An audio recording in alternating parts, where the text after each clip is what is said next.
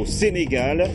La lutte avec ses multiples aspects reste ancrée dans nos traditions, un art qui permet entre autres de combattre la violence en milieu serré ou Djolar, et elle se faisait sans frappe. Aujourd'hui, que de coups de poing, la lutte sénégalaise entre histoire et mutation, c'est dans la rubrique au cœur de nos cultures.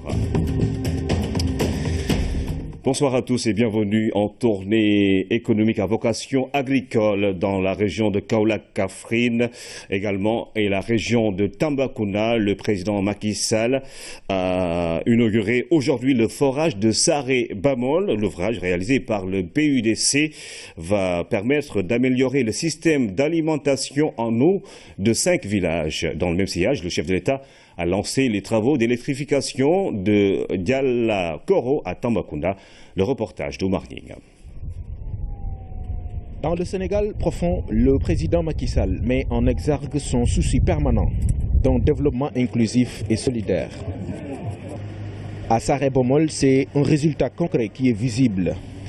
La réception d'un forage qui va alimenter le village en eau.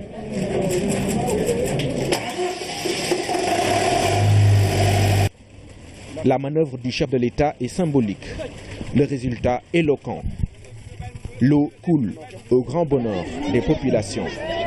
On a un château d'eau d'une capacité de 200 mètres cubes, 200 mètres cubes sur 20 mètres souraillés, pour une population estimée environ à 1800 habitants. Mais ce qu'il faut signaler, c'est que dans cette zone, c'est une zone à forte proportion d'élevage. Donc, si bien qu'on a donc à peu près 13 km de réseau de canalisation, tout jamais confondu, 17 bornes fontaines, 7 abreuvoirs et on polarise 5 villages, dont le village centre de Saré-Bamol. C'est le volet hydraulique du PUDC qui est ainsi mis en œuvre. Un système d'alimentation en eau multivillage. En remerciant les populations bénéficiaires, le président Macky Sall est revenu sur le sens et la portée de ce programme. Je suis venu donc pour voir de mes propres yeux le travail qui est en train d'être fait. Parce que vous vous rappelez, pendant le Conseil des ministres délocalisé de Tambacounda, j'avais pris des engagements en faveur de la région. Et aujourd'hui, beaucoup de ces engagements sont en cours d'exécution. Certaines infrastructures sont terminées et d'autres vont débuter. Mais en repartant d'ici, je pourrai, avec le gouvernement, faire le point et voir là où il faut accélérer encore une fois la cadence. Dans le même sillage, le chef de l'État prend la direction d'une autre localité pour poser un acte tout aussi important. Nous sommes à Diala-Koro, dans la commune de Sinthiou Malem. La localité n'était pas électrifiée alors qu'il est à moins de 100 mètres du réseau électrique moyenne tension qui longe la route nationale menant vers Tamba.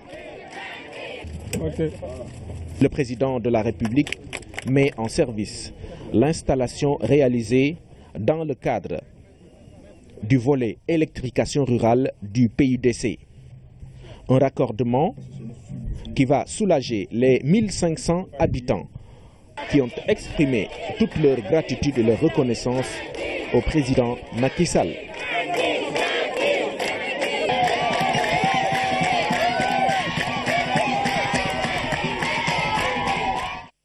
Comment les populations de Saré-Bamol et de Diala-Koro apprécient-elles cette tournée du président de la République avec ces actes qu'il pose au fin fond du pays? Voici quelques réactions recueillies par nos reporters. Fatoumata a tenu à reprendre le chemin du puits pour nous faire part de sa souffrance d'autrefois, à la quête du liquide précieux. Tout cela est maintenant qu'un vieux souvenir, car la dame a besoin de faire seulement quelques pas pour avoir l'eau en quantité et en qualité. Les enfants étaient souvent malades ici à cause de la mauvaise qualité des eaux du puits. Maintenant, chaque village a ses bornes fontaines. Nous saluons la générosité du président Macky Sall. Moussa est éleveur, lui aussi, il parcourait des kilomètres à la recherche de l'eau pour abreuver son cheptel. Aujourd'hui, il n'a plus besoin de se déplacer avec ses animaux. Nous remercions le président Macky Sall. Il ne pouvait faire plus que cela pour nous. À longueur de journée, on était à la recherche du liquide précieux, mais aujourd'hui, avec l'installation de ces châteaux d'eau, les hommes et les cheptels en place bénéficient d'eau en quantité, mais également en qualité. Les populations de Diarokoro, localité située à 5 km, ont également bénéficié des réalisations du programme d'urgence de développement communautaire. Ici, tous les foyers sont maintenant électrifiés. Remercier Monsieur le Président de la République d'avoir fait ce geste pour notre village. C'est la première fois qu'on ait un château d'eau, l'électricité. Vraiment, nous le remercions au fond de notre cœur. On ne peut rien dire que Dieu le paye. À Sarébémon, l'infrastructure hydraulique a coûté plus de 236 milliards. Le château d'eau va desservir plus de 10 villages avec comme installation 25 bornes fontaines et 4 abreuvoirs. Toutes ces réalisations ont été effectuées dans le cadre du plan Sénégal émergent. Alors, le chef de l'État a également inauguré la piste rurale de 25 km Koungheul-Makagouy, une réalisation du PIDC qui vient désenclaver une zone de production à fort potentiel. Le président de la République a salué les résultats du PIDC en si peu de temps. Nous allons voir tout ça dans un instant, mais nous allons écouter le chef de l'État qui s'est prononcé sur la marche de l'opposition ces derniers jours au Sénégal, à Dakar notamment. Aucune menace contre les libertés individuelles, la liberté d'expression et de manifester, rappelle le président de la République que nous écoutons. Je voudrais, chers compatriotes, depuis la localité de Saré-Bamol dans la commune de Ndoga Babakar, dire qu'en marge de la cérémonie d'inauguration du forage de la localité et des localités environnantes, saisir l'occasion pour rappeler mon engagement à renforcer la démocratie sénégalaise, mon engagement à renforcer la transparence dans la gestion des affaires publiques de l'État. Vous savez, c'est la première fois dans notre pays que les questions de transparence ont atteint le niveau que nous avons atteint, avec toutes les institutions qui ont été mises en place pour la promotion de cette transparence dans les affaires publiques. Hier encore, l'ITIE, l'initiative pour la transparence dans les industries extractives, vient de publier son rapport 2014. C'est sous mon magistère que le Sénégal a adhéré pour la première fois à cette initiative internationale, qui consiste à publier et à faire certifier l'ensemble des ressources issues de l'activité extractive. C'est sous notre magistère que l'OFNAC a été mise en place et que le président de la République d'abord ait fait sa déclaration de patrimoine après avoir été élu. Et aujourd'hui, l'ensemble des membres du gouvernement ont tous déposé leur déclaration de patrimoine ainsi que les personnes assujetties. C'est une première. Il faut s'en féliciter puisque nous sommes dans un processus de renforcement du code d'intégrité de notre pays. Donc, la démocratie, la liberté ne sauront souffrir sous mon magistère. Je voudrais le rappeler très clairement. La démocratie, les libertés s'exercent. La liberté d'information, elle est totale dans ce pays.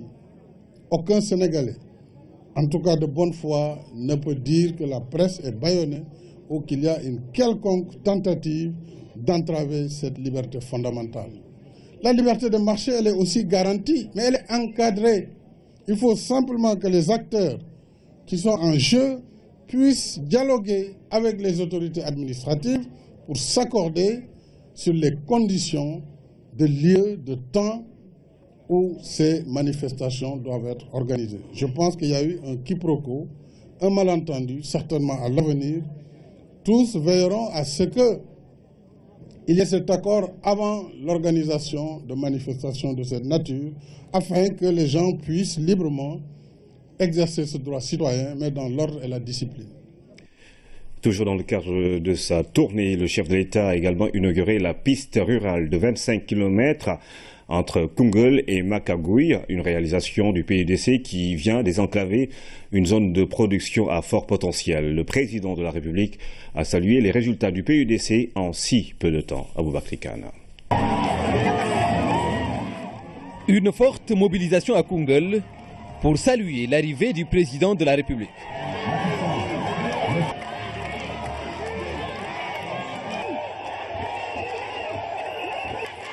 Différentes couches de la population ont fait le déplacement pour accueillir le chef de l'État. Un accueil à la dimension de la réalisation que le président Macky Sall vient inaugurer. Il s'agit de la piste Koungheul-Makagouy, réalisée à travers le PUDC. Un tronçon de 25 km qui vient désenclaver des zones de production à fort potentiel. Par rapport à la route nationale, cette rive, c'est la zone de production agricole. Et dans un rayon de 20 km, nous avions des coupures. Dès le début de l'hivernage, toutes les populations qui sont au-delà de 5 km étaient coupées du pays. Donc dans les productions agricoles et animales, on avait d'énormes ruptures. Nous avons fait de sorte que toutes ces pistes, toutes ces zones soient reliées à la route nationale. Cette visite que vous entreprenez aujourd'hui est une visite d'encouragement. Et cette piste va permettre d'ouvrir des accès aux populations pendant l'hivernage et surtout promouvoir l'agriculture et l'élevage. Avec les pistes qui sont en train d'être faites, nous allons pouvoir accroître la production et améliorer les conditions de vie des populations. Dans ces composantes essentielles, mobilité à travers des pistes de production, hydraulique rurale, électrification et réduction de la pénibilité des travaux domestiques des femmes, le PUDC a réalisé plusieurs infrastructures. Le PUDC a fait des résultats exceptionnels. Madame Djibo, je voudrais saisir cette occasion pour vous féliciter personnellement et féliciter tous les collaborateurs du PNUD qui ont travaillé de façon très forte à la mise en œuvre immédiate du PUDC et il a été conçu en faveur du monde rural. Puisque les pistes sont essentielles. D'abord pour assurer une continuité territoriale, pour assurer une mobilité et pour relier les dorsales routières à l'intérieur du pays. C'est la raison pour laquelle nous allons amplifier le mouvement dans le cadre de ces pistes rurales. Le programme d'urgence de développement communautaire favorise aussi l'implication des acteurs locaux dans le développement économique. Et le maire de Koungheul s'en félicite. J'ai un sentiment aujourd'hui de satisfaction parce que nous étions là lorsque le président de la République s'engageait auprès des populations et heureusement nous ne sommes pas déçus. Donc c'est ce sentiment de satisfaction que je voulais transmettre à toutes les populations koungheloises et dire que le monde rural, Koungheul, tout le monde, et c'est ça la politique. En seulement 1 an et demi, le PUDC a réalisé plus de 150 forages et ouvrages hydrauliques en faveur du monde rural. Le Sénégal n'a jamais travaillé à ce rythme, c'est ça la vérité aussi. Et nous devons accélérer cette cadence de réalisation en faveur des populations. C'est dans ces conditions que nous maintiendrons la croissance soutenue et durable. Et c'est dans ces conditions que nous irons vers l'émergence. Ces réalisations touchent également tous les secteurs productifs. Avec cette piste, agriculteurs et éleveurs de la zone vont améliorer leur productivité. Le président de la République a visité les champs de la Fédération des producteurs de maïs du Saloum à Taïba Ndiassane, notamment. L'état des semis est satisfaisant, des rendements importants sont attendus. Le soutien de l'État a été déterminant, indiquent ces producteurs. Oumar Ning. L'enthousiasme des populations du Saloum à l'entame d'une tournée économique ô combien importante.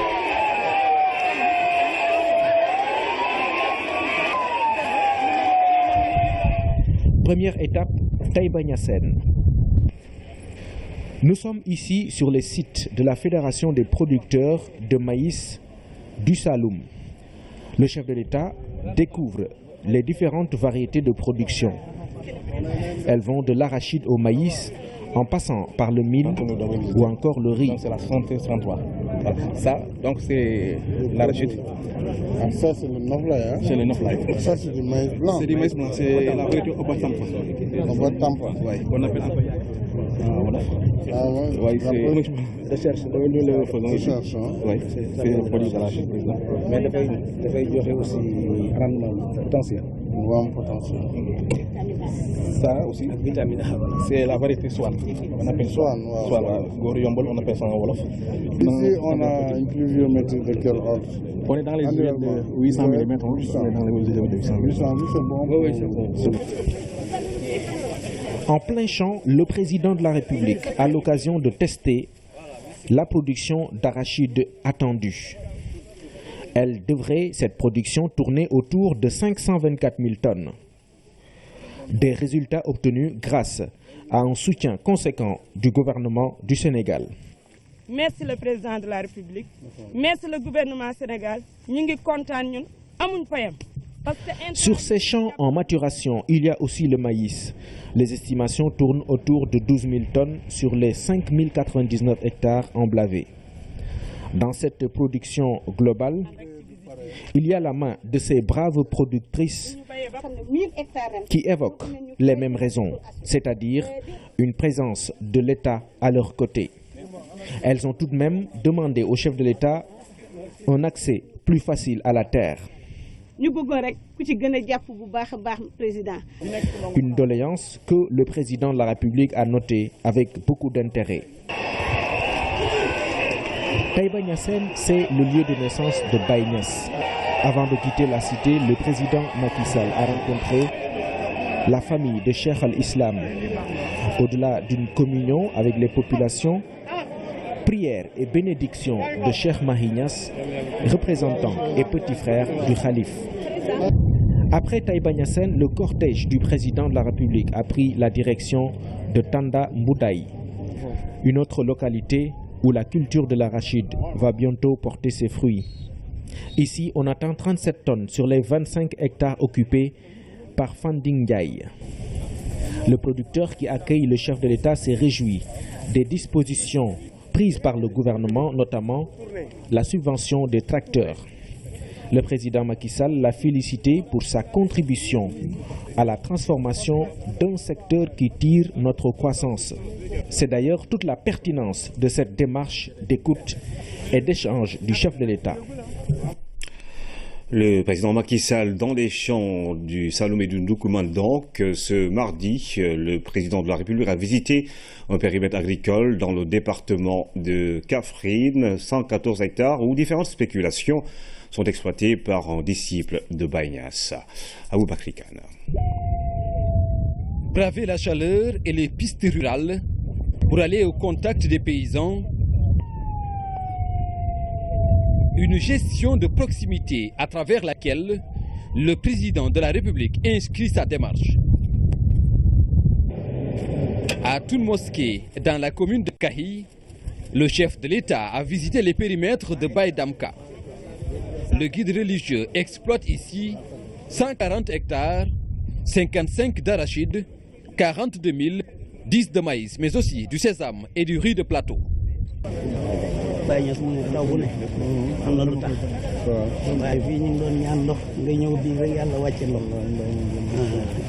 Président Macky Sall ñu ngi lay gërëm ñu ngi lay sant ñu ngi lay ñaanal yàlla ci làmmiñ ñu mboolem kilifay diine yi ak kilifay aada yi ñun li ñuy def mooy sant la gërëm la ñaanal la yàlla. Des échanges directs avec les acteurs pour mieux connaître leurs difficultés et améliorer les politiques mises en œuvre dans le domaine agricole. Waaw. Tracteur ak machine. Waaw. Machine mooy liggéey. Waaw. Kon inshallah dana xool lu mu liggéey. Waaw. Yooyu boo génn doon do xam li baykat yi dund. Ki gën ci nit ñi mooy ki ëpp yërmande ci askan wi kooku mooy xaritu yàlla te yow billaay wallaay ki ëpp la yërmande ci réew mi. Yàlla na la yàlla dimbale. Satisfait de la visite du chef de l'État, foo ubbi rek ma jàng. Baye Damka, disciple de Cheikh al-Islam, lui a offert un exemplaire du Saint-Coran. À Kaffrine, le président de la République a visité 3 exploitations à Nyonyik, Yahao, Saloum et Merkilan. Les cultures se portent pour le mieux, les producteurs affichent le sourire. L'implication des femmes dans l'agriculture a été saluée par le chef de l'État, Aboubakry Kane. Dans le département de Kaffrine, l'association Pencum Nyonyik veut contribuer à l'objectif du président de la République d'atteindre l'autosuffisance en riz à l'horizon 2017. Avec l'appui du PAFA, des jeunes ont emblavé des dizaines d'hectares où ils exploitent le riz de plateau. Grâce à cette initiative, nous avons 2 hectares de multiplication de semences. Je suis deuxième année moitié hectare la moitié hectare. Ren laa door def 1 hectare wàññi ci mboq mi parce que bii tam mboq la multiplication semence la semence certifiée ISRA lañ ko jëlee. Des parcelles de riz pluvial de Nerika 1, une variété de 90 jours qui révolutionne l'activité agricole des cultivateurs de la zone. Des jeunes qui expriment au chef de l'État leur fierté de participer au développement du Sénégal. Nous sommes vraiment ravis et nous sommes vraiment contents d'exploiter une superficie pareille, environ 150 hectares. Preuve de la diversification des spéculations, à côté du riz pluvial, l'association exploite des périmètres de maïs. 900 ménages bénéficient ici de l'appui du PAFA. Qui semence Swan la. Swan waaw mooy góor yombul waaw. Donc gis naa ne day fees. waaw day fees. ci rendement bi ñaata la à l'hectare. Rendement bi c'est en moyenne c'est 2 tonnes 500 à l'hectare. Auparavant, toujours dans le Ndoukoumane, le président de la République avait visité l'exploitation de Ndoumbédia à Diakhao Saloum dans la commune de Boulel. L'opératrice a expliqué au président de la République la démarche qui lui a permis d'en arriver à ces résultats, fort appréciés par son hôte du jour. bu ma dalee bay yàgg na waaye sama mbay mu siiw maa ngi ko amee ci sa sappal sa taxawaay te ma kontaan ci lool nag ndax te matériel ci yow laa ko amee bu ma mën a bayee lépp lu ma yëngu ci wàllum mbay ci yow laa ko amee kontaan naa ci yow lool ndax lépp ci yow la. L'accès au foncier, le soutien en équipement agricole et en intrants sont selon Ndoumbédia autant de facteurs qui ont favorisé les bonnes récoltes. Un accompagnement du ministère de l'Agriculture dont se félicite l'autorité. Très heureux de constater que l'agriculture sénégalaise n'est pas seulement l'affaire des hommes, des agriculteurs, mais c'est aussi et surtout l'affaire des agricultrices. J'ai eu le plaisir également de visiter ce champ, un vaste champ, 20 hectares environ, et une autre partie beaucoup plus importante, 80 hectares, exploitée par une brave dame, Ndoumbédia, Madame Sarr, qui montre par cette expérience exceptionnelle que les femmes ont bien leur place dans l'agriculture. Mieux, pour encourager davantage l'implication des femmes dans la production agricole, le chef de l'État évoque une discrimination positive. Je puis prendre l'engagement que nous allons mettre une dimension genre dans le soutien agricole, introduire cette discrimination positive dans la mise à disposition de ces intrants. Nous sommes tout à fait confiants sur le déroulement de l'hivernage. Dernière étape de la journée, Nawel dans le département de Merkilan. Ici, le président Macky Sall est venu visiter l'exploitation de Seri Moussa Nawel, un agriculteur qui exploite 120 hectares d'arachides, 30 de maïs et 60 de mil. Le chef de l'État a apprécié la diversité des spéculations dans ces périmètres. Il a réaffirmé son ambition de transformer les paysans en agriculteurs. Avant de quitter Nawel, son vœu de voir la pluie accompagner les efforts des paysans a été exaucé. Et puis 1861 équipements agricoles seront déployés dans les régions de Kaolack, Kaffrine et Tambacounda, mais également Kédougou. Le matériel a coûté 2,5 milliards de francs CFA et va aider les producteurs et les femmes en particulier pour les récoltes en perspective. C'est Dina Alunfal. C'est ici qu'aura lieu le lancement officiel du déploiement des équipements destinés aux régions de Kaolack, Kaffrine, Tambacounda et Kédougou. Au total, 1861 équipements seront offerts gratuitement aux producteurs. Ces équipements sont principalement composés par des moulins à mil, des décortiqueuses à mil, des combinés moulins et décortiqueuses, des égreneuses de maïs, des décortiqueuses à riz, des batteuses à riz, des broyeuses de pâte d'arachide, des presses à huile, des torréfacteurs, des moulins à café, etc. Du matériel post-récolte qui va soulager les producteurs, les femmes notamment. Ce matériel post-récolte destiné gratuitement aux producteurs de Kaffrine, Kaolack, Tambacounda et Kédougou a coûté 2,541 milliards CFA à l'État du Sénégal. C'est destiné à 98 communes qui sont avec 1022 villages et ça permettra d'impacter au minimum 860 000 personnes dans ces 98 communes-là. Les bénéficiaires seront formés à l'utilisation et à l'entretien de ce matériel. Au niveau de chaque village bénéficiaire, on a mis en place aussi un comité de gestion qui est composé essentiellement des femmes. Ces comités de gestion aussi ont été formés, ont ouvert aussi des comptes bancaires pour sécuriser cela. Donc sur le plan de l'entretien et de la maintenance, nous n'avons pas beaucoup d'inquiétudes. Et nous pensons que ça devrait aller. Ce matériel post-récolte offert gratuitement par le chef de l'État aux producteurs permettra la création de plus de 2000 emplois directs, des meuniers, des conducteurs et des mécaniciens. Des dizaines de moulins et des décortiqueuses pour les différentes communes de la région de Fatick. Le geste est du PUDC. Ces équipements visent à alléger le travail des femmes. La remise officielle est prévue demain. Les bénéficiaires s'en réjouissent à la veille de l'événement. Arnaud a rencontré quelques-unes d'entre elles. Un mortier en passe de devenir un vestige pour les femmes de Sorokogne, village de la commune de Kayi.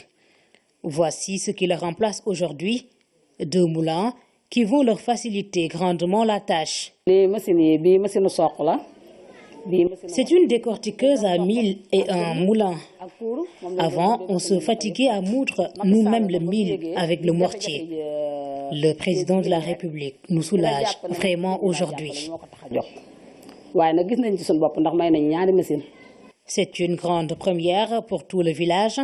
Pour moudre leur mil, les femmes n'avaient que 2 possibilités, passer des heures devant ce mortier ou aller jusqu'à Kaffrine, à 9 km.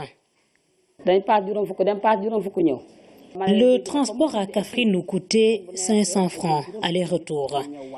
Nous utilisons ces machines à tour de rôle, soit 6 personnes par quartier. Avec l'argent, on déduit le coût du gasoil et la main-d'œuvre pour le meunier. Le reste de l'argent, c'est pour nos autres activités. Sorokogne est un des 9 villages de la commune de Kayi bénéficiaires de ces équipements du PUDC, dont nous pouvaient être plus grands à leurs yeux. C'était une surprise venant du président de la République. On a vraiment profité avec son programme PUDC, vraiment parce qu'il a sillonné le Sénégal. Il a allé vers les points les plus reculés. Et il a vu la fatigue des femmes. Les femmes sont tellement fatiguées. Les femmes qui pilent le mur avec la main, des mortiers. Vous voyez, aller au champ. Il a dit que quand vraiment, avec mon programme PUDC, je vais, essayer d'insérer dans mon programme des moulins qui puissent vraiment alléger vos charges de travaux domestiques. Non loin de Sorokogne, un autre village qui attendait impatiemment ces machines, Djaglé. C'est une de nos anciennes doléances. On remercie beaucoup le chef de l'État pour la diligence. Ce sont des équipements destinés aux femmes, sans distinction aucune. On n'y croyait même plus. C'est la première fois que Djaglé reçoit des moulins de la part de l'État.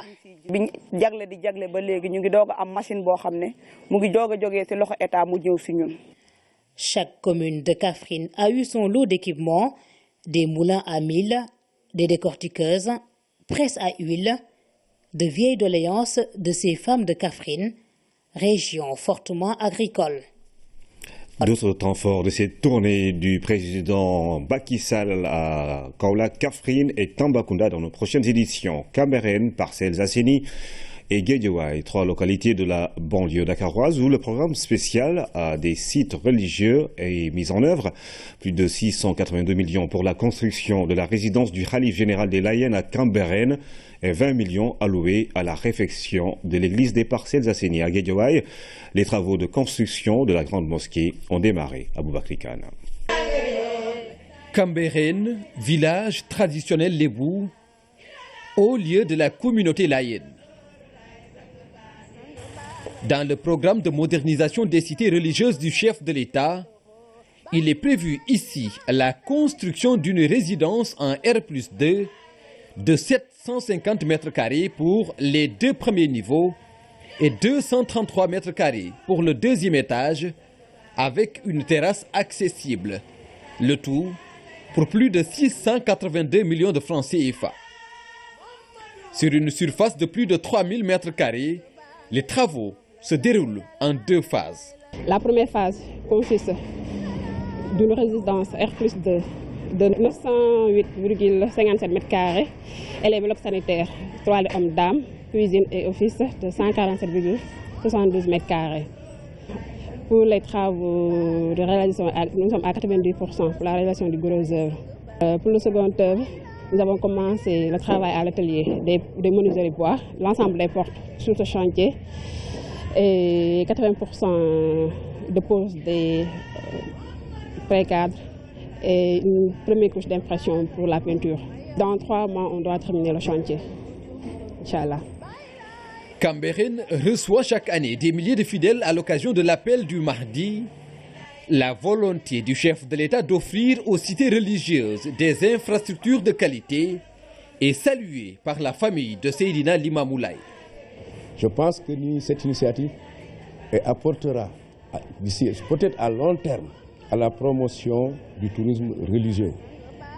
Je profite de cette occasion pour lui témoigner et lui transmettre les salutations, les prières formulées à son endroit par le Khalif général de Layène, Seydina Abdoulaye Thiaw Laye, et son soutien vraiment constant, contenir non seulement son excellence depuis son accession à la tête du Sénégal, c'est quand même d'apporter son soutien à la communauté layène. Et je pense que mon sentiment est partagé par pas mal de talibés layènes. Non loin de Cambérène, aux Parcelles Assainies, un soutien considérable a été apporté à la réhabilitation de l'église Marie-Immaculée, dont les travaux étaient déjà entamés. La toiture, à un certain moment, commençait à suinter. Donc nous sommes à côté de la mer, il y avait la brise marine qui avait complètement détruit les fers qui tenaient la toiture, et les tôles étaient aussi délabrées. Et pendant la saison des pluies, quand on célébrait, il y avait de l'eau. Avec la communauté chrétienne, on s'est engagé à bâtir notre église, tout en frappant de gauche à droite. Quelque temps après, nous avons reçu de la présidence 20 millions qui nous avaient aidés à continuer les travaux et à finir dans les délais. L'église s'est aussi dotée d'une installation solaire et d'une sonorisation de qualité. L'appui du président de la République pour la finalisation des travaux a également permis d'augmenter la capacité d'accueil des fidèles. Ce que le président a fait ici aux Parcelles Assainies, il l'a fait pour les Sénégalais, mais il l'a fait pour la gloire de Dieu. Pour cela, toute la communauté chrétienne élève la voix pour lui dire merci et porter ses prières, porter ses demandes auprès de Dieu chaque fois que nous célébrons l'Eucharistie dans cette église. Dans la banlieue toujours, le président de la République a lancé les travaux de construction de la grande mosquée de Guédiawaye. Un complexe islamique avec un dara moderne et un siège des imams. Le nouvel édifice devrait avoir une capacité de 2000 places. Après la pose de la première pierre, les travaux ont déjà débuté et devraient durer un peu moins d'1 an. À présent, nous parlons de la fin de la première phase de la tournée du Conseil national des sages républicains. Louga a été la dernière étape de ce parcours. Les responsables ont rencontré le Khalif Thierno Bachir Muntaga Dahatal pour l'informer et faire apporter des précisions sur la polémique autour de la découverte du pétrole et du gaz au Sénégal. Ibrahim Andong. À leur arrivée à Louga, le Khalif était déjà sur place pour les accueillir. En présence des disciples, Thierno Bachir Muntaga Dahatal a souhaité la bienvenue à la délégation, après quoi, place au discours du porte-parole des sages républicains. Nous gis gaz ak pétrole bu doy ci suñu réew. Suñu alal la bu ñu Yàlla indil xéewal. Depuis la découverte du pétrole et du gaz, la polémique ne cesse d'enfler. Suuf bu tàng fu lakk soo ci dee sa defee sa jiw du sax. Alors, en tant que sages, nous avons décidé de voir les guides religieux pour leur demander de formuler des prières. Après avoir attentivement écouté le porte-parole, le Khalif, par l'intermédiaire de son fils, a apprécié l'initiative avant de livrer son message.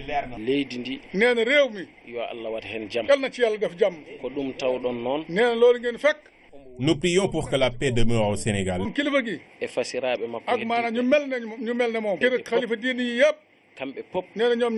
Le Khalif est constamment dans cette dynamique, de même que les autres chefs religieux. Parce que, comme vous le savez, seule la paix peut permettre l'émergence.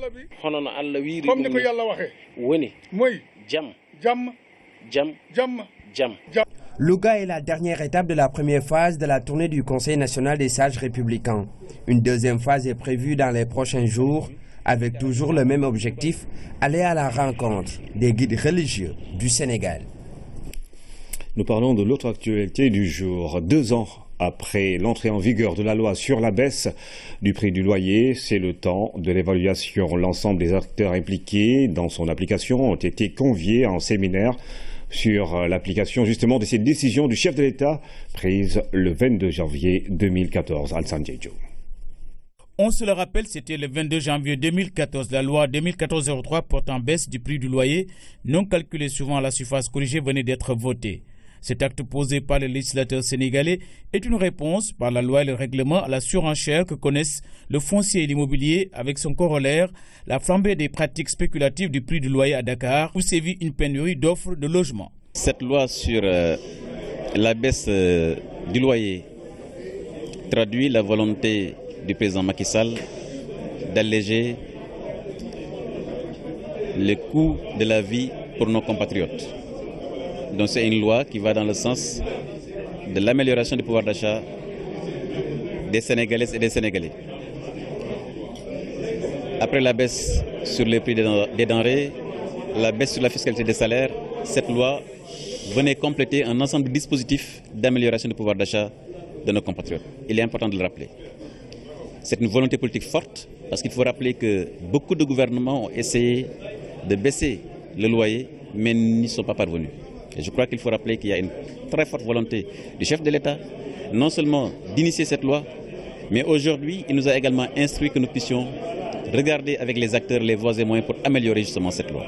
2 ans après l'entrée en vigueur de ces dispositions juridiques visant à endiguer toute velléité inflationniste du prix du loyer, grâce à des mécanismes de régulation et réglementation et conformément aux directives du chef de l'État, l'heure est à l'évaluation des acquis. La première année, nous avons eu 2890 cas donc, qui nous ont été posés donc de contestation. La deuxième année, nous sommes passés à 1990 cas.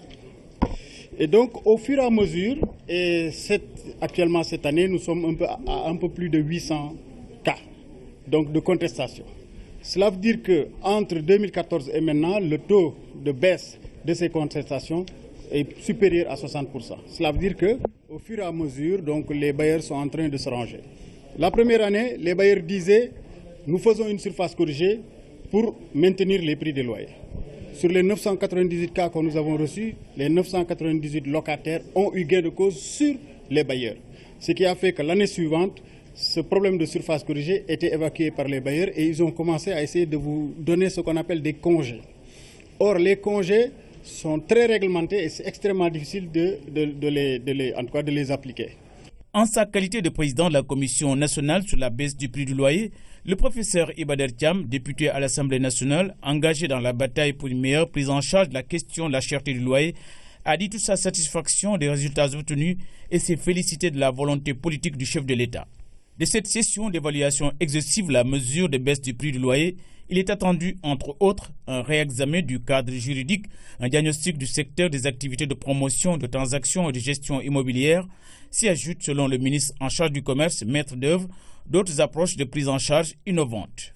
A souligné la participation effective à ces assises d'évaluation et de mise à jour de la mesure de baisse du loyer, l'ensemble des acteurs impliqués dans la question du foncier et de l'immobilier, notamment le commerce, la justice, le domaine, les agences, experts immobiliers, les architectes et notaires, les associations de défense des consommateurs et la société civile. Règlement de service. La commission de régulation du secteur de l'électricité soumet le projet aux acteurs et aux consommateurs. Ce nouveau document fait état des règles appliquées par l'opérateur, la Sénélec, précisément dans ses relations avec les abonnés. Fatou Sakho. Pacifier les relations entre Sénélec et sa clientèle, tel est l'objectif de ce projet de règlement de service que l'organe de régulation de l'électricité a soumis essentiellement aux associations de consommateurs pour observation et recommandation. Dans le cadre de ce règlement de service, toutes les dispositions qui sont relatives aux relations commerciales qui existent entre le client et Sénélec sont détaillées. C'est le cas notamment pour ce qui est de l'instruction des plaintes, c'est le cas notamment pour ce qui est de l'instruction des réclamations que les clients font généralement. Jusqu'ici, on avait des procédures informelles ou des pratiques de Sénélec, mais l'importance de ce règlement de service, c'est de consacrer par écrit, dans un document écrit, les relations qui vont lier désormais Sénélec et sa clientèle. Des relations qui quelquefois sont conflictuelles selon les usagers. Mais désormais, avec l'adoption de ce document, consommateurs comme opérateurs savent à quoi s'en tenir. Mais l'objectif en tout cas, c'est de repartir sur de nouvelles bases, comme dans les pays avancés, que nous ayons tous le même référentiel quand on parle de qualité de service. Et qu'un document consensuel qui répond aux normes soit adopté, que tout le monde l'applique. Et cela va faciliter les choses puisque nous aurons tous la certitude que lorsque le consommateur a une réclamation à faire sur le service, il sait sur quoi se baser pour faire cette réclamation. Une chose est de disposer d'un règlement, mais une autre tout aussi importante est de la mettre à la disposition des usagers pour une bonne appropriation. Ce document a existé depuis très longtemps, mais malheureusement, sa diffusion n'est pas faite. Donc l'autre élément, après qu'on ait amélioré un tant soit pour ce document, dans l'optique de donner un certain nombre de droits aux consommateurs et non pas seulement de payer et de se taire. Maintenant, il faut diffuser ce document-là. L'objet principal de ce règlement de service, c'est d'amener cette pacification-là, mais aussi c'est d'informer les consommateurs au sujet de leurs droits et de leurs obligations, et en même temps que Sénélec aussi, ses droits et ses obligations. Les conditions de raccordement, d'abonnement et de vente au détail sont aussi bien définies dans ce projet. L'application des nouvelles dispositions du règlement de service de Sénélec devrait entrer en vigueur avant la fin de l'année. Le 13 octobre dernier se tenait à Paris la réunion et la conférence annuelle du réseau des écoles et instituts de formation de la fonction publique au Moyen-Orient et en Afrique du Nord. Le ministre sénégalais de la gouvernance locale a présenté sa communication devant les experts qui ont également fait un exposé sur les nouvelles tendances et les bonnes pratiques internationales. La conférence a été l'occasion de mettre en avant les expériences nationales et projets triangulaires et multilatéraux réussis. Hamidou Diop.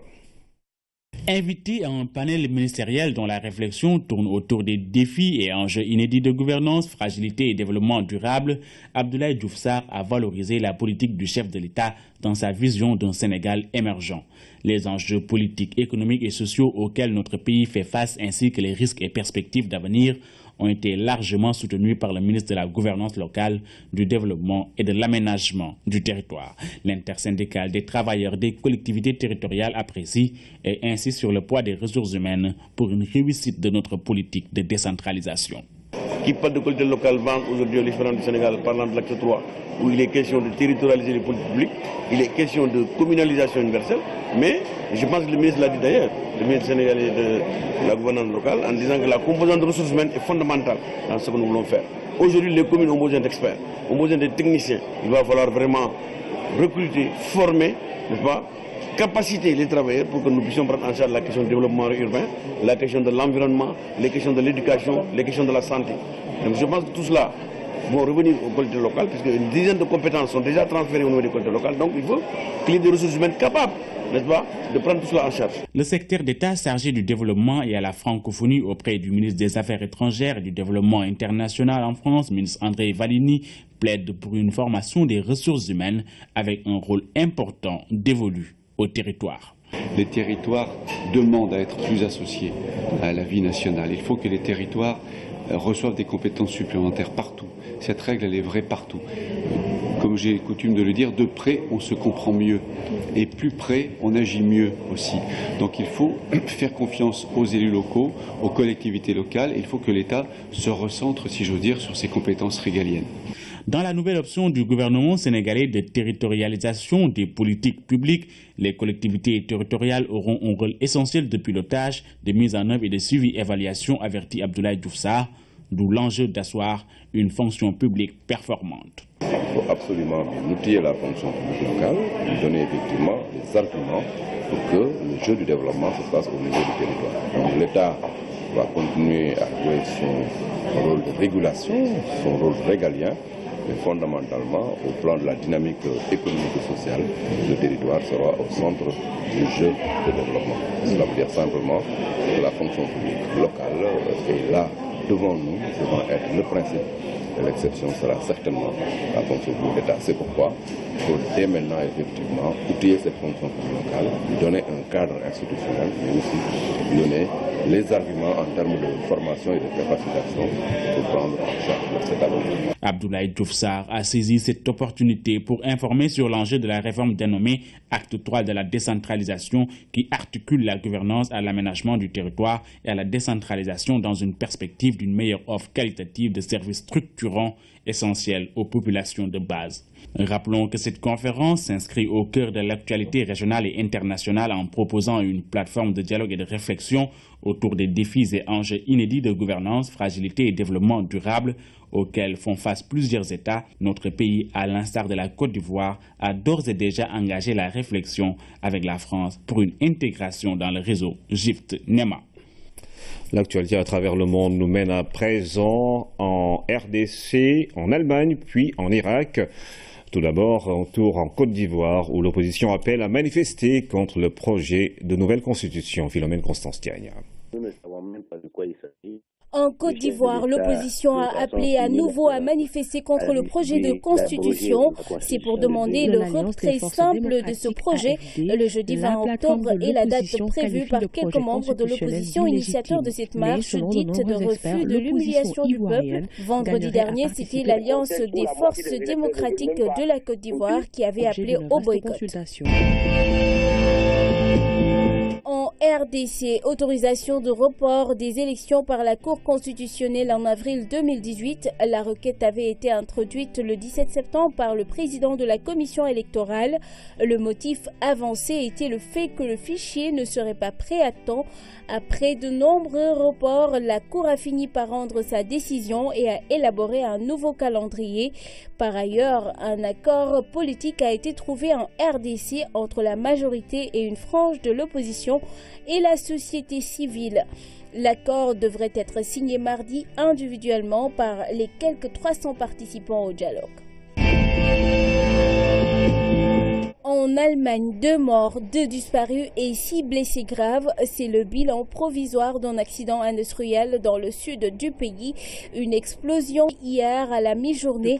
Les pompiers ont travaillé toute la nuit avant de pouvoir maîtriser le drame. 2 priorités sont à l'ordre du jour. Retrouver les 2 personnes disparues et ensuite découvrir les causes de l'accident. En En Irak, la bataille de Mossoul se poursuit. Au deuxième jour d'offensive, 11 villages ont été libérés de l'autorité de l'organisation État islamique par les Peshmergas. Les forces kurdes et irakiennes sont à hauteur de 6 km de la ville de Mossoul. Mossoul, capitale autoproclamée de l'aile depuis 2 ans et symbole à reprendre pour les forces combattantes. Les terroristes en Irak. Le ministre français des Affaires étrangères a de son côté annoncé une conférence à Paris prévue le 20 octobre prochain. Cette réunion va porter sur l'avenir politique de Mossoul, deuxième ville d'Irak. Elle est au cœur des cultures africaines. Au Sénégal, il est admis, nous parlons de la lutte, il est admis que Meissa Wali, le roi du Sine, est le premier à avoir intégré ce sport en milieu sérère. La lutte, une manière pour les sociétés d'organiser la violence. Ce sport traditionnel existe dans toutes les ethnies du Sénégal avec une spécificité au sud. Coup de projecteur ce soir sur un art bien sénégalais avec Dey Aïdadia et c'est dans la rubrique Au cœur de nos cultures. Cet affrontement entre petits lutteurs rythme le quotidien en milieu sérère. Ici, on apprend à lutter dès le bas âge. Cela fait partie du cycle éducatif.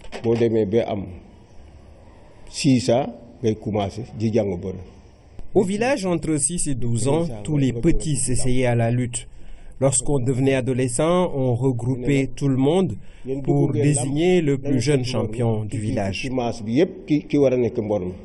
C'est parce qu'en pays sérère, la lutte est un héritage dont les origines remonteraient au XIVe siècle.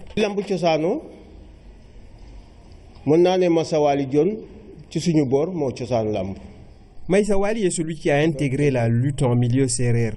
Il s'est inspiré des lutins qui s'adonnaient à la pratique en pleine forêt. Ainsi, il a demandé aux sérères d'organiser des séances pareilles au village. La nièce de Meissa Wali Mané, qui sera le premier roi du Sine, en la personne de Tening Diom, sa nièce, sera séduite par le lutteur Bougar Djilar Faye du village de Djilar dans le Djegel. Et de leur union naîtront entre autres Tassé Faye, qui sera le second roi du Sine, et Wagan Faye.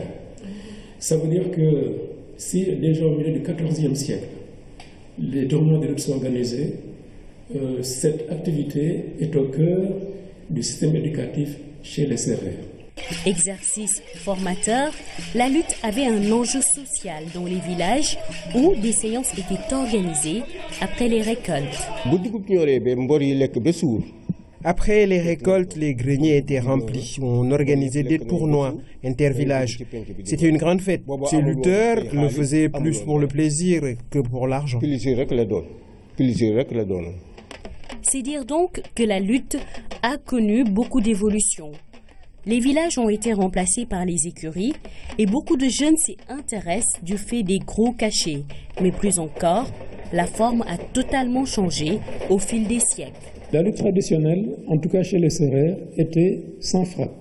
Bien qu'il y ait eu un modèle qu'on a appelé Ndiompat, ça veut dire la lutte avec gifle. On pouvait désarçonner ou déconcentrer son adversaire par une attaque par des gifles. Mais cette lutte, elle se faisait d'abord genoux et mains à terre. Les deux adversaires, une fois qu'ils s'étaient défiés, en étendant une bande de cotonnade chacun devant l'autre, avec tout un langage, pour estimer que le combat pouvait être noué, ils devaient tous les deux, chacun, mettre les mains et le genou à terre. Cela commençait ainsi parce que c'était une phase très importante qu'on ne voit plus aujourd'hui, parce qu'elle permettait de pouvoir tester la rapidité de l'autre, ses réflexes. On pouvait lui placer sa main sur sa nuque pour voir si cela le déconcentre, lui prendre les poignets pour tester sa force, et ainsi de suite. Et on se relevait progressivement. D'abord un genou, puis les deux genoux, avant qu'on ne fasse les balancements de mains comme on le voit aujourd'hui. Toute cette phase a pratiquement disparu à travers ce que nous voyons. À l'origine, une main par terre donnait la victoire à l'adversaire. C'est maintenant qu'on parle de 4 appuis. Si les l'évolution en soi n'est pas mauvaise, les formes traditionnelles doivent rester pour pouvoir retracer les origines de la lutte, du moins selon les puristes. Une discipline pratiquée par toutes les ethnies du Sénégal, les Bou, Manding, Peul, mais chez les Djola, la lutte est une affaire de femmes.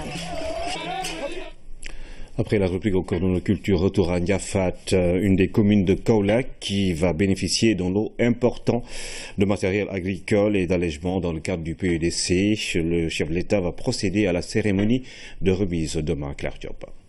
Ndiafat, une des communes de Kaolack bénéficiaires du PUDC, programme d'urgence de développement communautaire. Ici, des pistes de production, des forages, du matériel agricole et d'allègement des travaux de la femme. Dans ces localités, on vit d'élevage, mais surtout d'agriculture. Les surfaces emblavées sont importantes et diverses spéculations sont cultivées. Les surfaces cultivables, s'il s'agit de céréales, c'est à 61 000. Estimé à 61 277 hectares. Et si c'est une des surfaces cultivables arachides et tout, et 43 487 hectares. On cultive de l'arachide, du mil, du sorgho, du maïs, et pas mal d'autres, du riz aussi. On a commencé depuis l'année dernière. Avant, des temps, on cultivait du riz. Pour les acteurs sur le terrain, le PUDC est une aubaine. Avec les réalisations du programme, le matériel agricole et d'allègement, c'est les conditions de vie qui sont sensiblement améliorées. Dans la commune de Ndiafat, il y a 26 villages qui sont bénéficiés cette année du matériel d'allègement de travaux ménagers. On a des pistes de production. Vraiment, les pistes de production nous ont bien aidés parce qu'on a un village, on a 16 villages enclavés.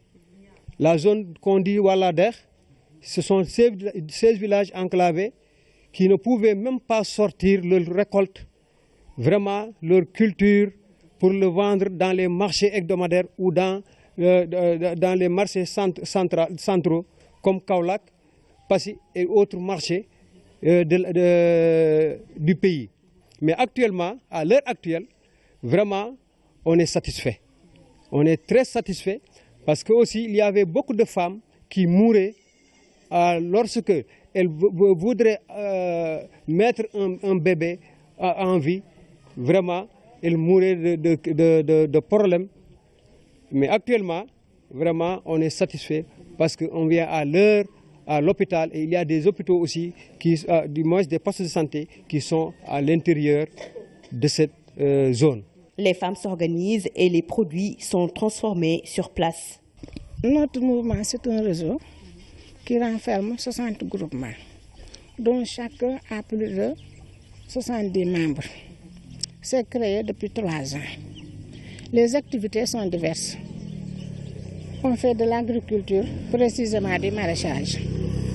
On fait de la teinture. On fait du petit commerce.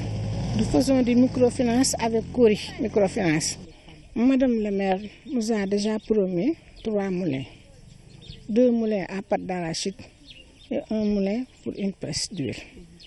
Nous en avons besoin. Parce que pour la pâte d'arachide, on peut aller les vendre jusqu'à Dakar, jusqu'à Saint-Louis ou autre. Bon, pour l'huile aussi, nous pouvons l'utiliser ici. Pour les tourteaux, il y a des femmes qui font de l'élevage ici, qui peuvent en acheter.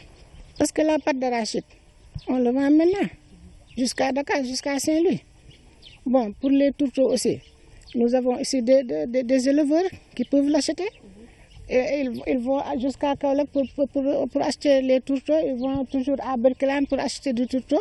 Si on trouve ça sur place, ça va nous aider. Le président de la République, Macky Sall, aux femmes vont bénéficier d'un gain de temps considérable pour s'adonner à des activités génératrices de revenus et ainsi devenir plus autonomes. C'est la fin de cette édition. Mesdames et messieurs, encore une fois, merci de suivre l'actualité tous les jours sur la première chaîne de télévision sénégalaise.